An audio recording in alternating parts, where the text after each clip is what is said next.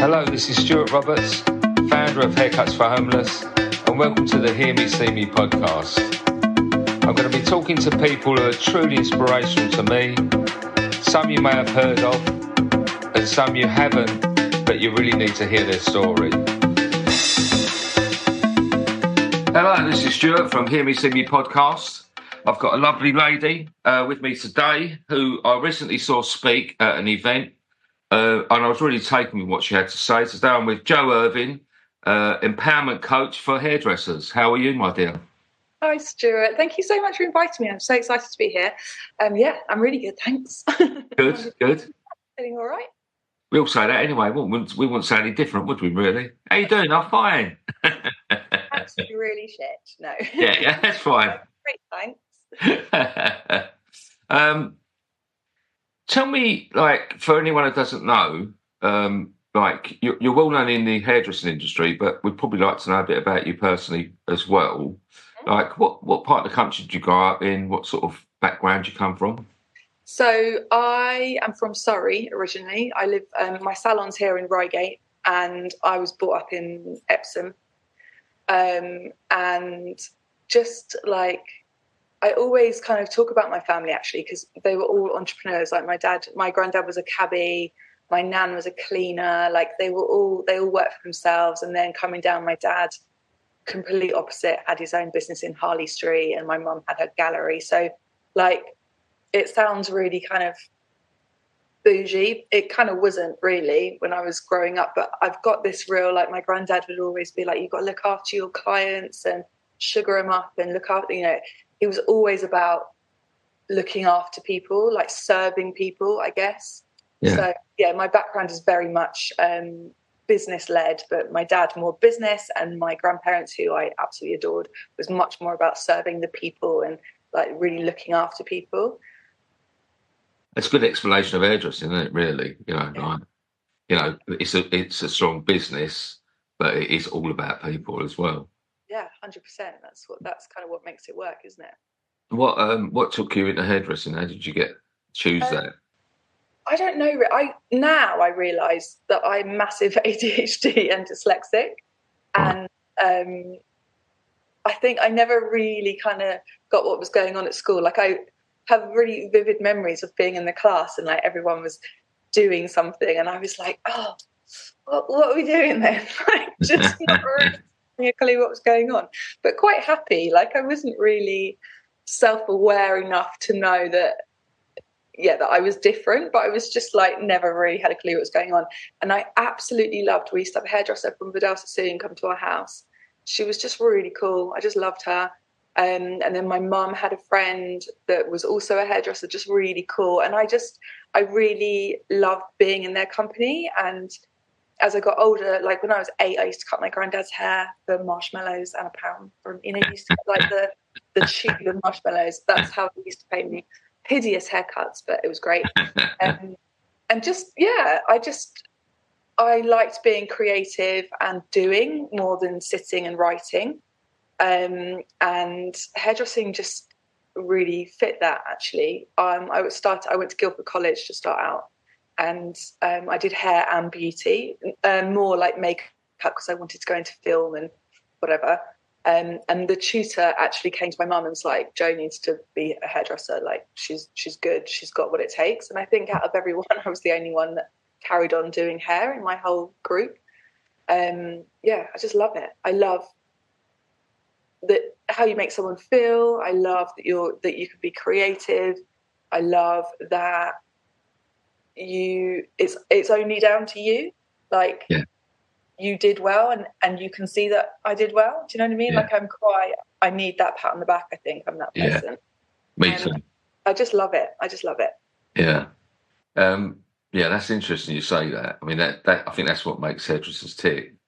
And that's why it's always voted, isn't it? Right at the top, these polls of who's the happiest in their job. It's always right up the top there because I think it's that instant confirmation or affirmation of that you're doing a good job. You don't have to wait 3 months for the boss to have the one-to-one. You get it. You get 6-8 times a day in the mirror, don't you? You look at that. You're like, nailed that.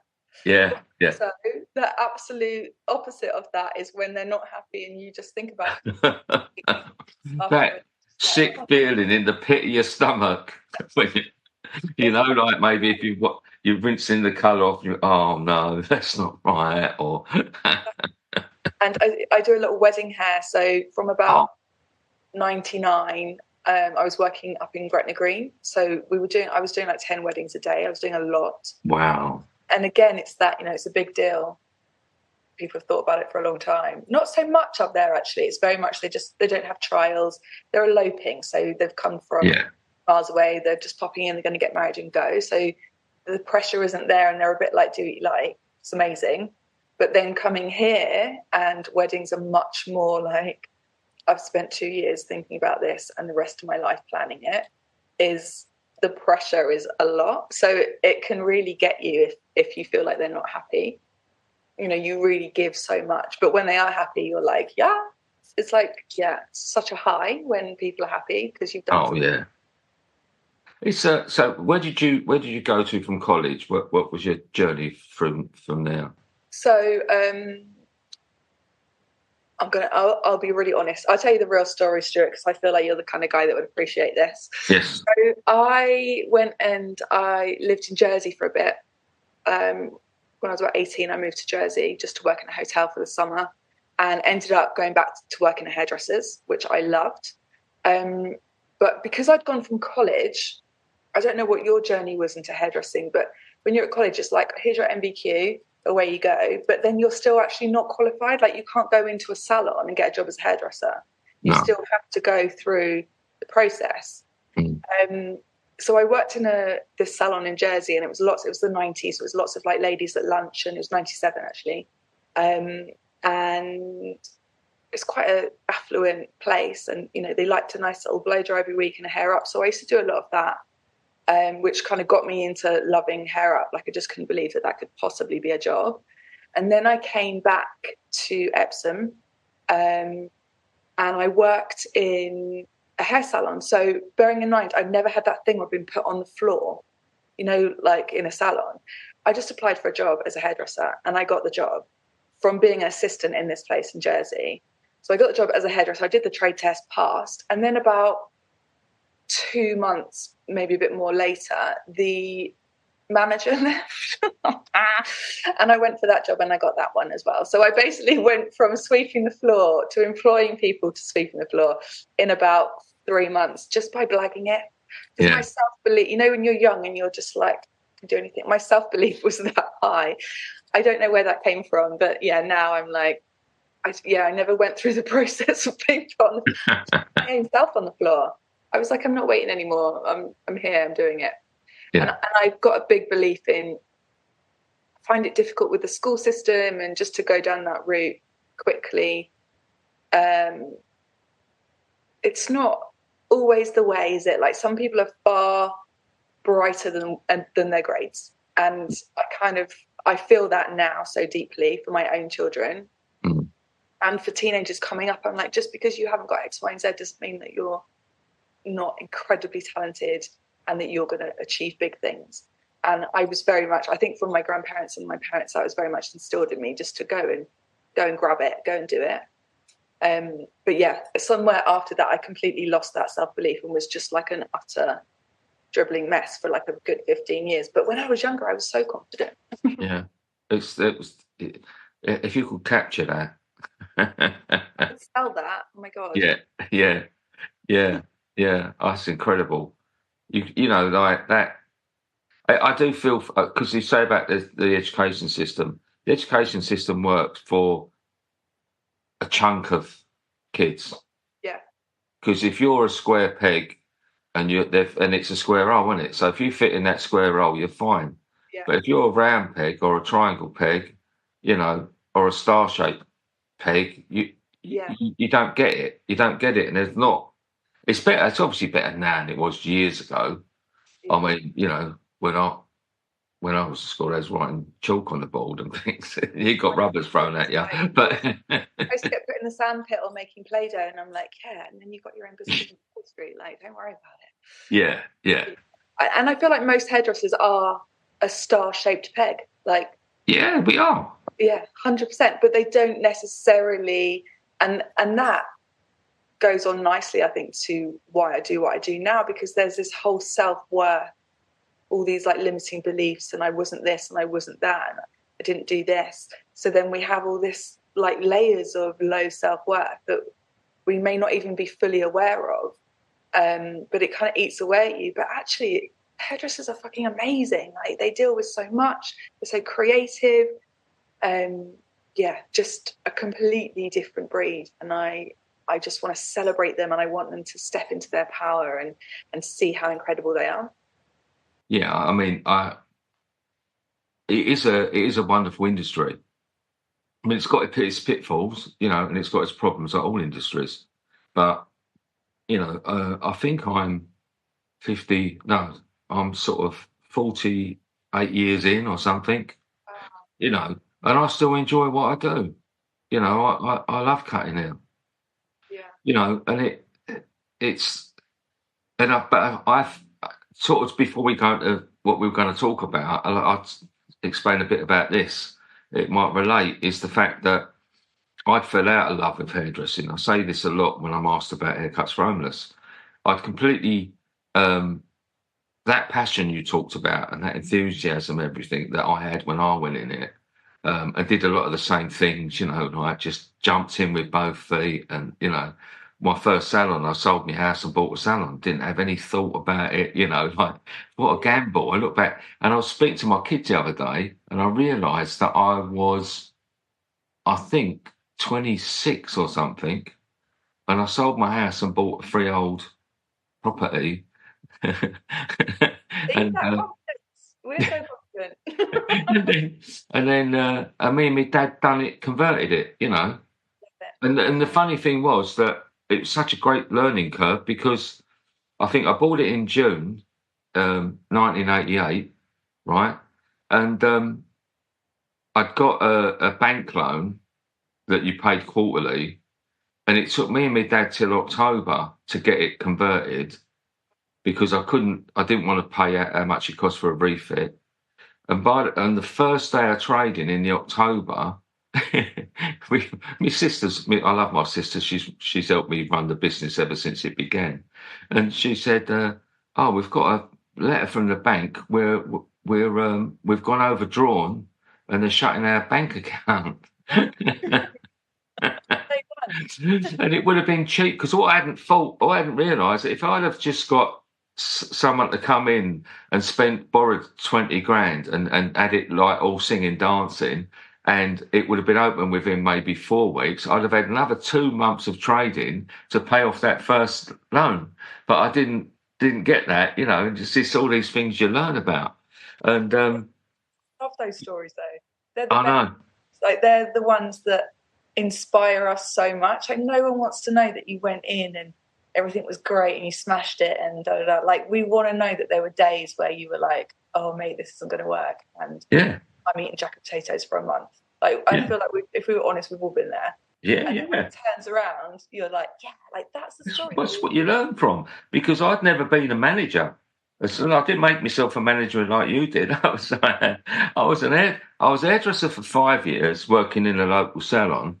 Then and then I left. I decided I wanted to go freelance around people's houses, which was not a really big thing at that time. There's not many people, and I'd done it big, and I put adverts in the paper, and I was all like, I never approached any of my clients to come with me, but they. I just advertised, thought, right, I am now I treated it like a proper business. Done that for 5 years, and then I sold my house and bought this salon, And so, but I didn't know how to run a business. I had no, like a good friend of mine was an optician. He was a manager for someone for a few years, and then he got his own, and then, he learned on the job. But I did. I just learned as I went along.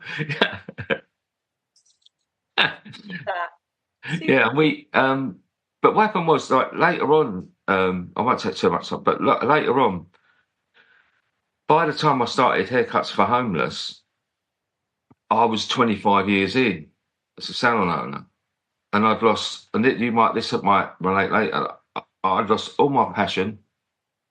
I was sort of a victim of the high street. I just felt like an unpaid tax collector. Yeah. Yeah, it was just a job, and I'd lost, and when I went and done the first haircuts for homeless session on my own in Romford in the Salvation Army, I cut this bloke's hair, and then a couple of others come, and it reignited that passion that I had when I was a kid, Yeah. because it was a pure thing of making someone feel better, Yeah. look and feel better about themselves, and and the gratitude. It was like pure hairdressing. Yeah. Nothing complicated, and that helped me reignite my passion for the whole industry. Yeah. And you've gone on to build such a legacy and inspire so many other people. And Yeah, that's about, isn't it?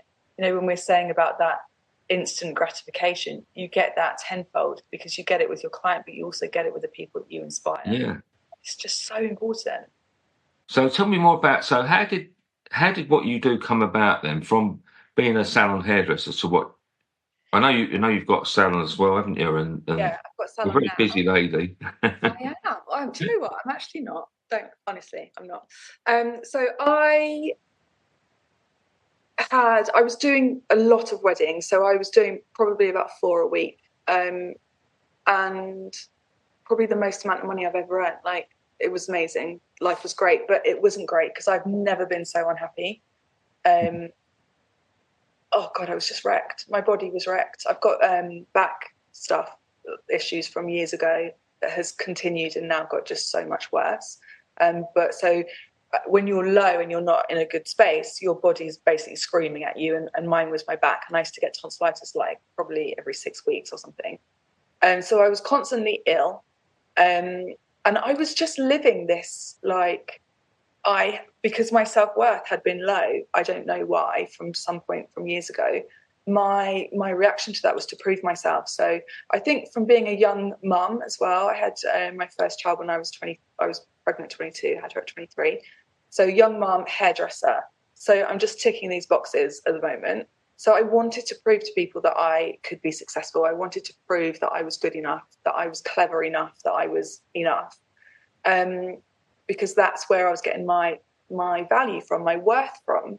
And that resulted in me just saying yes to freaking everything, I was not aligned with my values at all.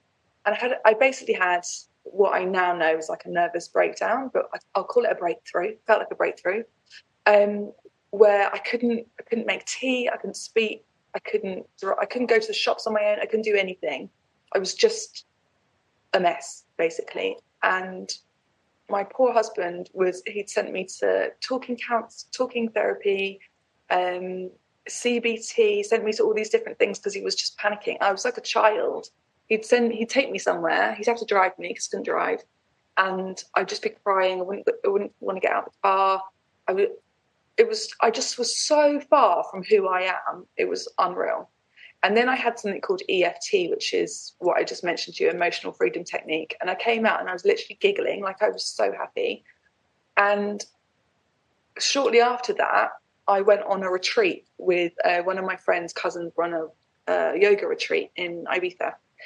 And it just changed my life. It changed how I thought about my business. It changed how I thought about myself.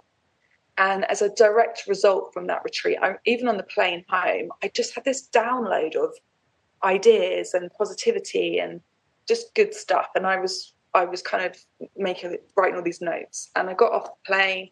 For the next month, my business changed like forever. I've never gone back to where I was before because my self-worth was so high. And I made better decisions. I made decisions that aligned with who I was. I looked after myself, my body. And then I realized how powerful this was for hairdressers in general, because I am not the only hairdresser that has felt like that has said yes to all these hours to prove themselves because they're just a hairdresser and all that bullshit that we've listened to for years. And that's kind of what it's about. It's like, I live in quite an affluent area. When I go for dinner with friends, there's bankers and insurance brokers and everyone's earning loads of money. It's like, what do you do? Oh, I'm a hairdresser. Like, all of that, layers and layers and layers of that. And it just kind of, my self-worth was low. And yeah, so I started running retreats for hairdressers and it was incredible. It was so powerful. And so uplifting. And that thing that you say, you know, when you help someone and it just feels so good, it was that tenfold. And then I did my life coaching course, my business coaching course, and I've just continued to learn and share and empower hairdressers. So that's pretty much what I do full time now. And then in the salon, it's a freelance salon, but they're all, you know, they're growing their own businesses within this space. It's very much that I rent the space rather than that I say to them, I'm not your boss. You can do what you need to do. You just rent the space. But we create a very kind of positive salon culture where they thrive. And that's what I want for them, because if they're happy, I'm happy.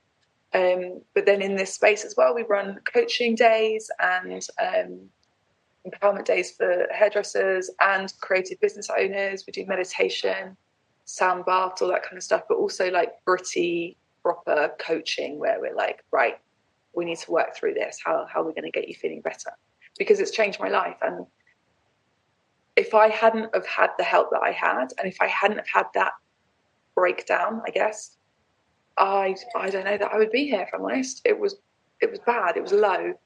And just as I was saying to you about, you know, that inspiring story, it kind of spurs me on because I know it matters. I know that other people are affected by this, and I know that I got through the other side. So I just want to help other people do the same. I mean, as soon as I heard you speak about it at the Respect at the Lab event, you know, there's a few speakers there. Yeah. And it resonated. As soon as you started speaking, do you know what hooked me? Because there was a hook, isn't there? You came on and said everyone you felt a bit shit. And then you said, right, I've got that out of the way. And I love things like that because it's straight away identify. It gives you authenticity. You know, I didn't feel with you that I was being presented to. Yeah.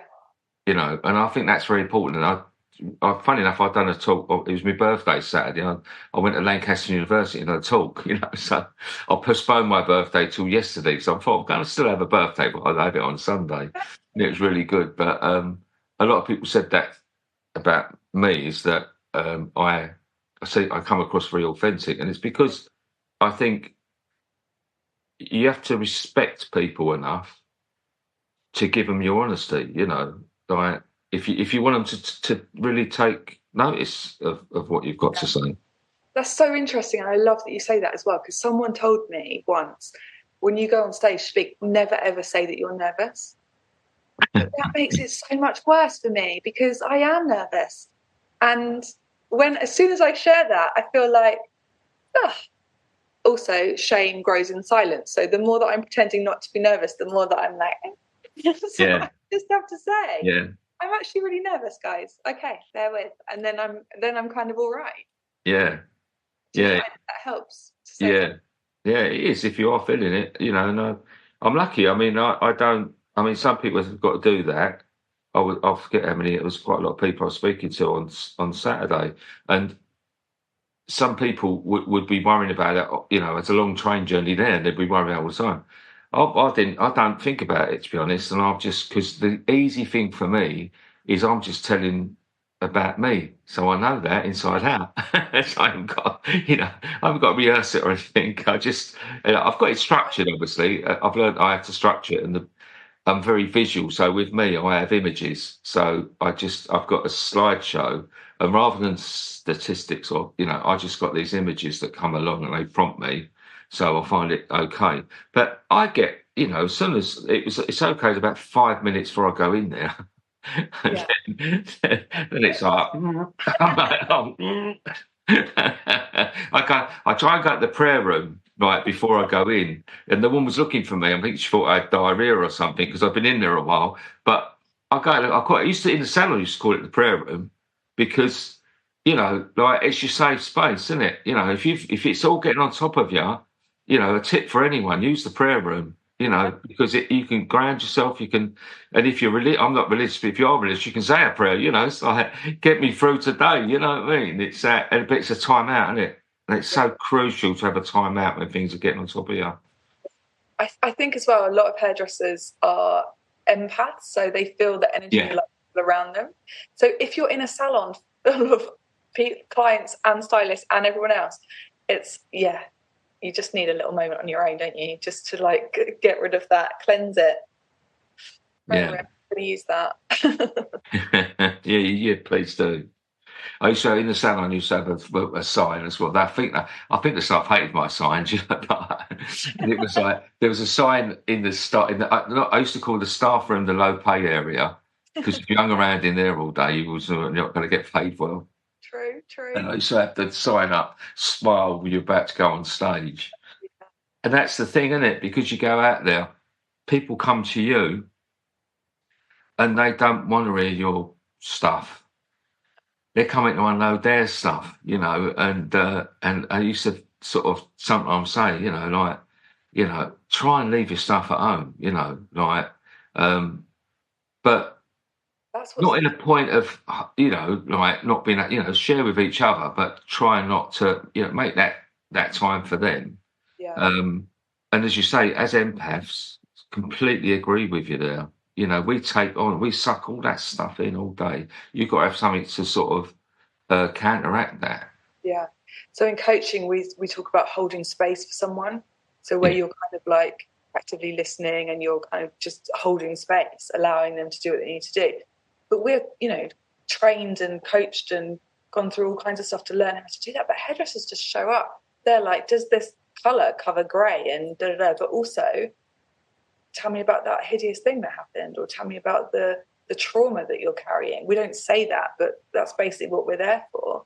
And then sweep the floor, boom, next one in. And that's just so much. Hairdressers do so much, to hold space, to be creative, get it on Instagram, be happy, be chatty, support your fellow stylists, all this kind of stuff. And then go home and deal with your own stuff as well. Like, it's just a lot.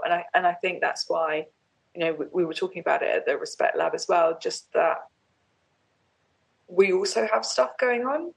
And sometimes when you're talking to your client about it, it can be really triggering. But it's like we still have to hold space for our clients. We almost have to put ourselves second. And you just don't learn that. We teach colouring and cutting, but we don't teach how to manage that and how to look after ourselves and how to make sure that we are going through stuff but still able to provide the best job that we can do. And I just think it's so important for hairdressers to be able to have those tools as well as being great at cutting, colouring and styling. We also need to know how to do the other stuff, the emotional stuff.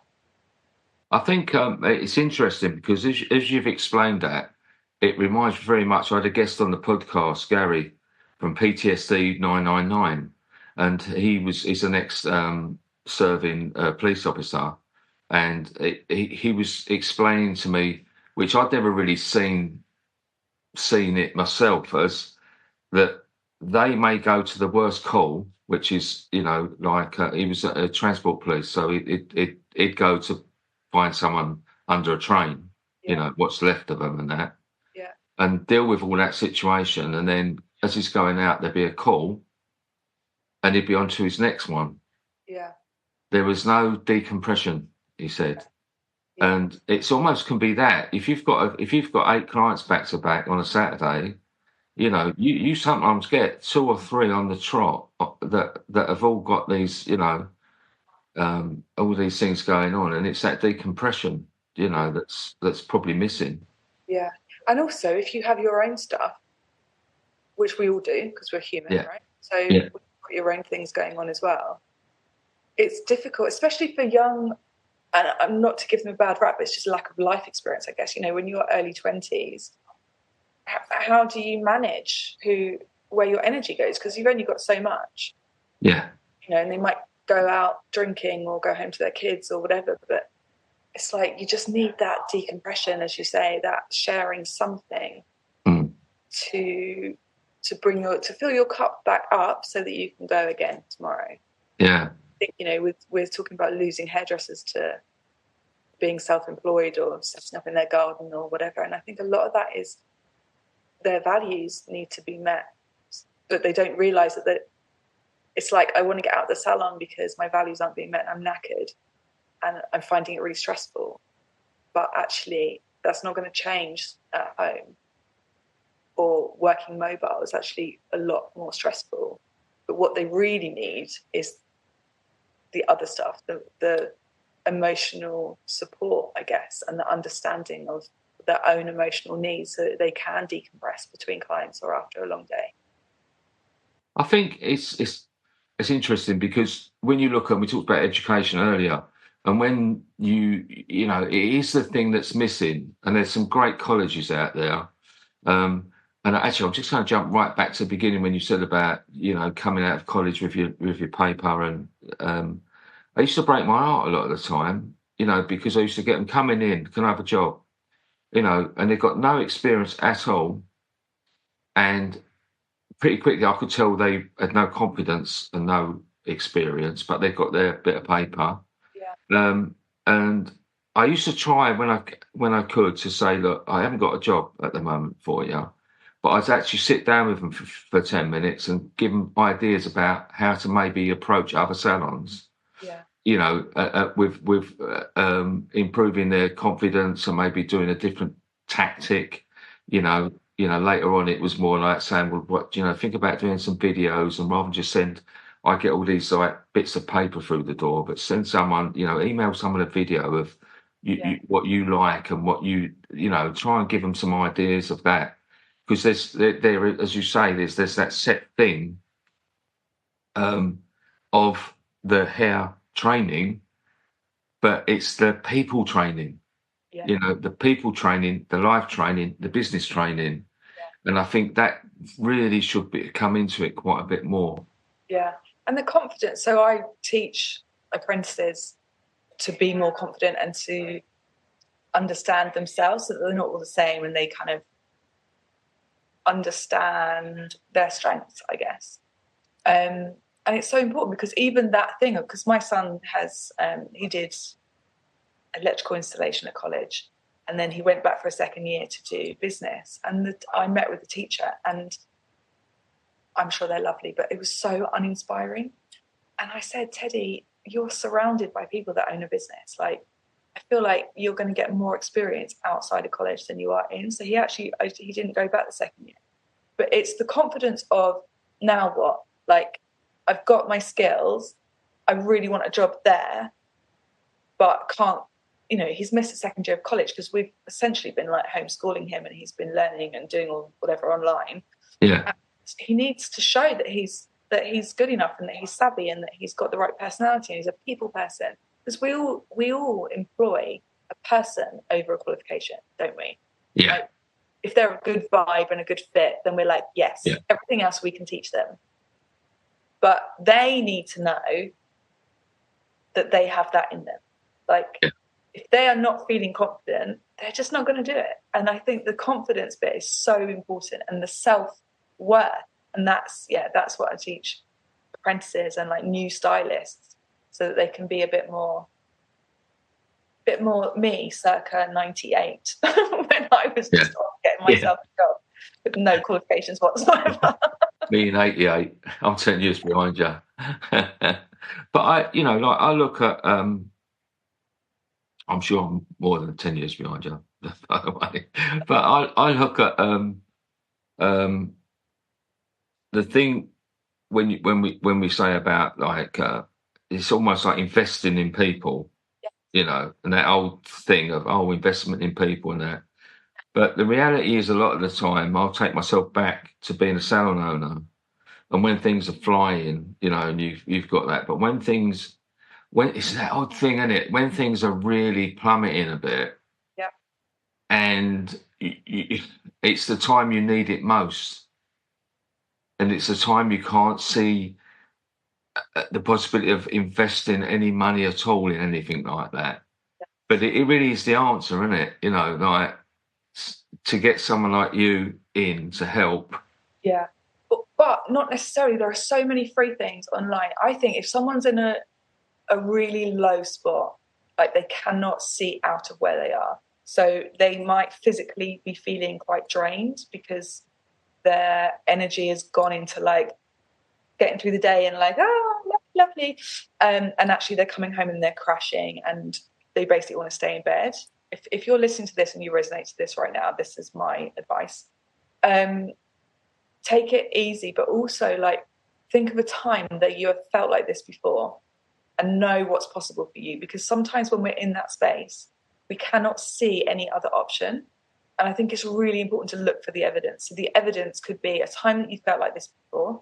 It could be finding someone else. And this is why I say that our stories, Stuart, are really important, because it's like we have to share those crappy stories so that people can see what happens, that it's not all success, success, success, that it is that, you know, so find someone online, Google someone that has been in a bad state. They've maybe been broke, they've lost their business, they've lost their home, and then they've been successful.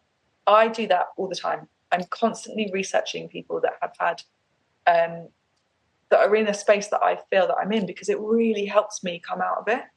I remember years ago, I went for, I was going through, this is before my really bad time. And I think we've all experienced this as well. I was like, fuck it, I'm not doing this anymore. I'm just going to get a normal job. I'm just going to get a job where I can go at 9, leave at 5, not have to worry about anything. And then I applied for a job in Boots in Bumble and Bumble. So, you know, like working behind the counter in a Boots chemist. And I went through the process. I think I didn't even get the first interview, and I basically didn't get the job.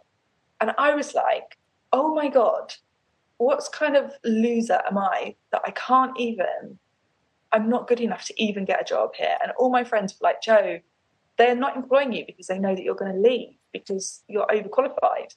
And I was like, it's not that. I'm not good enough.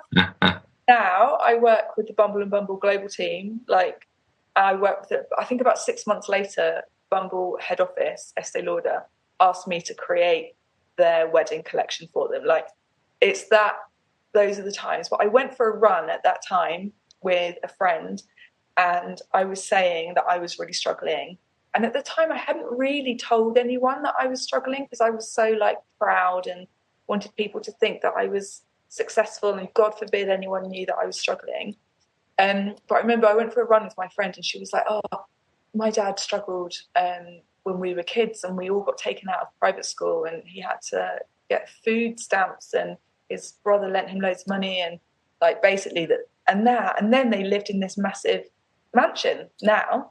And I was like, that's the kind of story that I actually needed to hear, because I want to know about the time that you were on food stamps and you had to take your kids out of school because you couldn't afford it, and then you turned it around.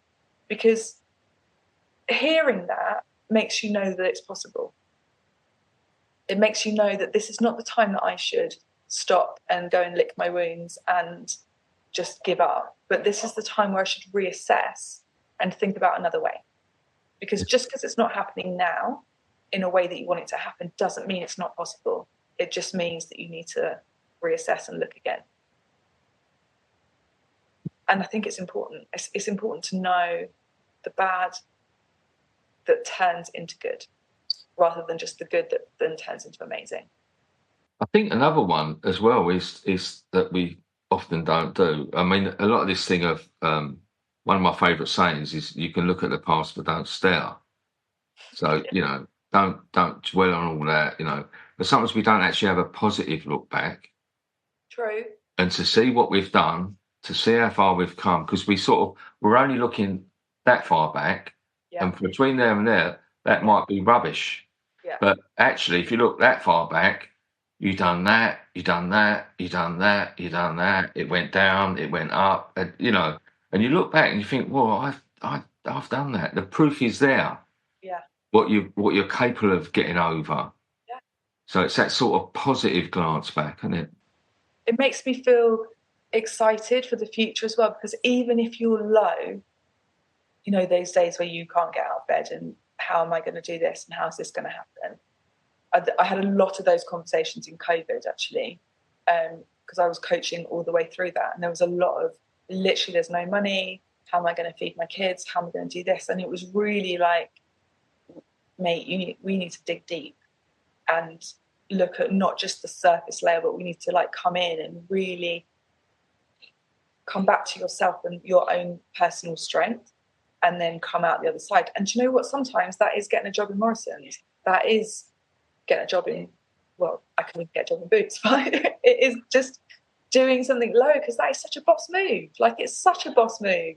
Because if you set that time to make it work, then go for it. Some of the most inspiring people I know took jobs in Waitrose over COVID. But, you just had to do what you had to do. Yeah. And that's nothing to be ashamed of. But it's like, what can I do right now to change the trajectory of how this is going? Because it's not over. Wherever you are at now, if you're feeling low and you're listening to this,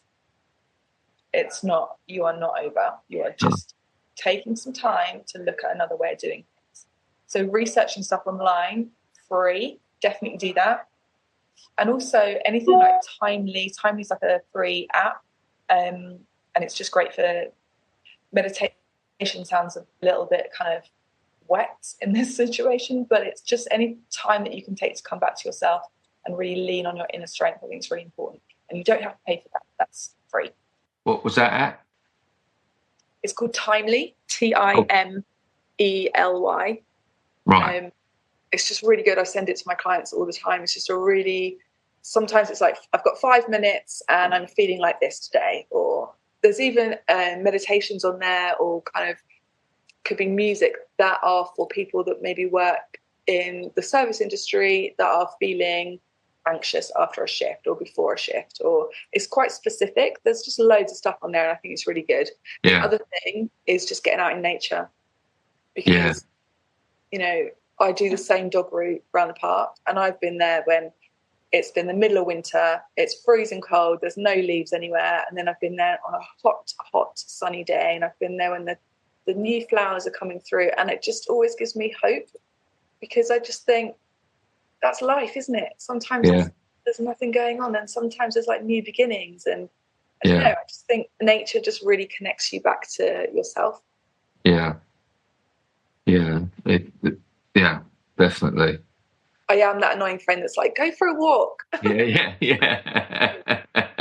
No, I want to lay on the sofa and watch rubbish on TV. But you're right. Yeah, it's action, isn't it? It's all about action. Yeah, 100%. I know that we've all been there. Like, those feelings. I mean, anxiety is a bitch, and it will get you for sure. Yeah. Or that feeling, that low or nervousness or just sadness. But you've got to show up as the best person that you can be in that day, at that time. Yeah. Like, you don't have to be amazing all the time, just the best version of you in that situation. Yeah. I think that's it. That's really important. It's that best version of you, as opposed, because we've got this thing nowadays of overestimating, or like the guidelines is this imaginary perfection that everyone's looking at. Yeah. And it doesn't exist. It's false. It's made up. Yeah. And that's a danger for our young people. Yeah. I worry for them so much. Is like the Instagram thing, and it's everyone having this perfect life. It's horrendous. Life's not like that. No. And I think as we get older, we know that more, but you just think, God, that's such a waste of time. Yeah. Like, looking at it, thinking about it, reflecting on it, comparing, it's just such a waste of time. But they just don't know, do they? No. Well, I shouldn't really say it young people, because there's people who, I think now it's affecting people of all ages, I know. because you look to your thing, so it tells you what you want to look at, and you're seeing, so you're seeing people relevant to you. With this sort of everyone's having it large in Dubai, aren't they? I've been to Dubai recently. I was not having it large because I was thinking how bloody expensive everything was and hiding in my hotel room. But the whole Instagram thing, it's such a habit as well. Yeah. And I find myself doing it like, I'm just sitting here with nothing to do. I'm going to pick up my phone. It's like, I didn't even know that I was going to do it. I didn't even know that I was, it's just an instant habit. And if you can get rid of that habit, if you can create some awareness around that, that's when you can start pulling away from it. Because I see people just like holding their phones like a baby. Yeah. like, or like falling. I'm like, oh my God, it's a phone. What are you doing? Like, if you can create some awareness around that, it does start to feel a bit icky. And you're like, what, what could you be doing instead? Yeah. How many hours a day have you spent on that? If you could put half of that into focusing on yourself, like, your life would be 3 times better. Yeah. Yeah, definitely. Like, love yourself a bit more than your Yeah. phone. Than your phone. Exactly. Yeah. I do it myself, and as well, don't lie. Don't be a liar. I'm such a liar because I go, no, I'm working. Cool. I'm working. I'm not working. I'm on Facebook. It's such a lie. Yeah. And they'll know I'm lying. I'm talking about my family in the house there. I'm like, get off your phone. No, I'm working. We have to have a little check-in. Ted will be like, Mum, you all right? And I'm like, oh, yeah, it's in a little hole there. I just forget. Suddenly an hour's gone. It makes me feel sick. I'm like, what just happened with that hour? I know. TikTok's the worst because they're so short. Yeah. Like, small dogs being saved on TikTok, I'm in. I am literally, like, committed to the cause. I want to know that dog came out the other side and now has a happy life.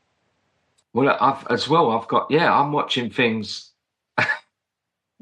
I'm watching things like someone's making a table, with seashells in or something, and I'm fascinated. Right. And I'm like, sure, you just watch someone make a table. Like, you just about make your own bed. You ain't going to make a table or anything. So it's just... Get jet watch out and start like, oh my God, why am I watching this? Yeah. Yeah. So where does it go from here for you? I'll say one thing quickly. You said about COVID. Do you think that got you through COVID because you was coaching people, you was helping people? Was that helping you through that time?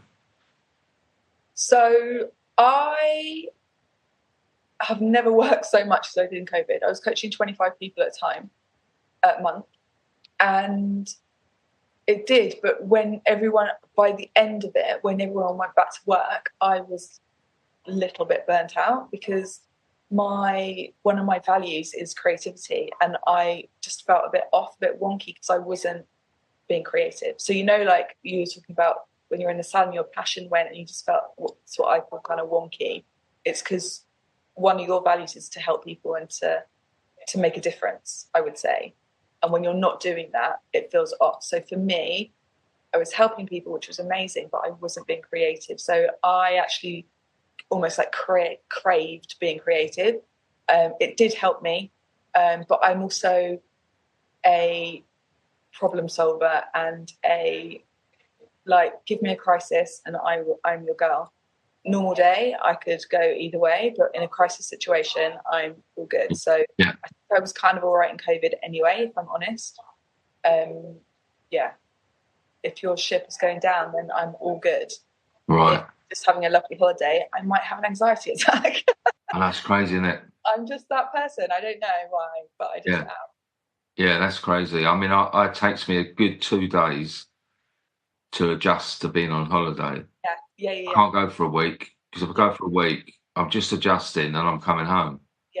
Yeah. So, that's so many of us. Yeah. And with COVID, I didn't. It's when I found out the value of what I do because I struggled to function. I mean, I had a few extra things going on in COVID, and it was really, really a bad time. And but not being able to go and do what I do, which I realise now is almost. I mean, I'm 18 years sober, so I used to have my medication. I used to self-medicate, and then I couldn't rely on that. Yeah. And this thing of helping other people is my medication, and I realised that once I couldn't do it, once we down tools, and the first part of that 2020, it didn't take long for me to really start to crash because I had no outlet. I couldn't. You kept busy, but there wasn't that. I wasn't out there with people feeling the love. You know what I mean? And I had withdrawal symptoms terribly. I think worse so on the second one. When they sort of stopped it again, then that sort of early time, and that was a lot of other stuff was going on then as well. When I really was probably as low as I've been. We were over at the second one, and the weather, we couldn't go outside.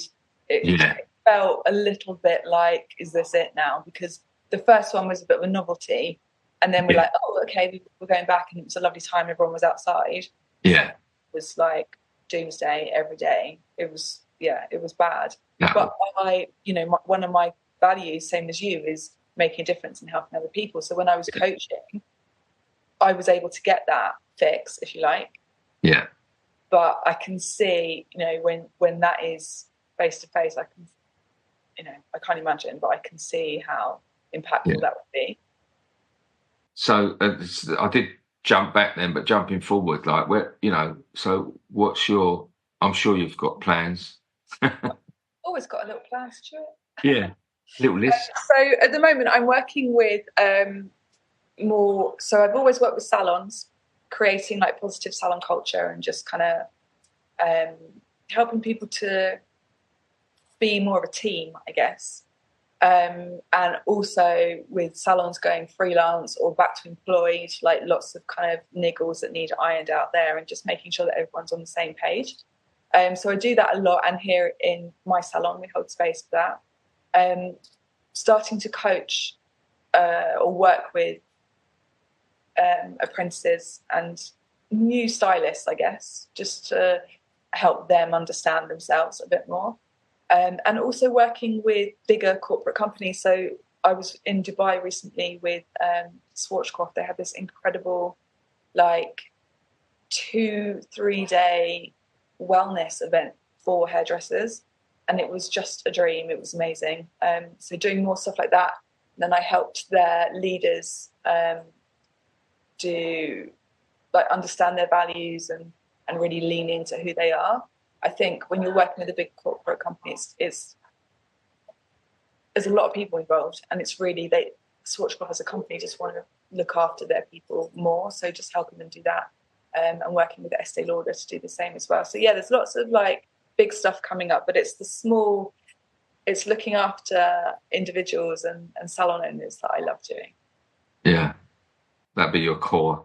That's your core passion. Yeah. Yeah, because you just make such a difference, and yeah. You see the difference. And it's not about business. It affects every area of their life. Like they become better relationships, higher self-worth, looking after themselves, better parents. I don't know. You really see the impact. And yeah, that is why I do my job. And I think that's the most successful businesses are the ones that look after their people and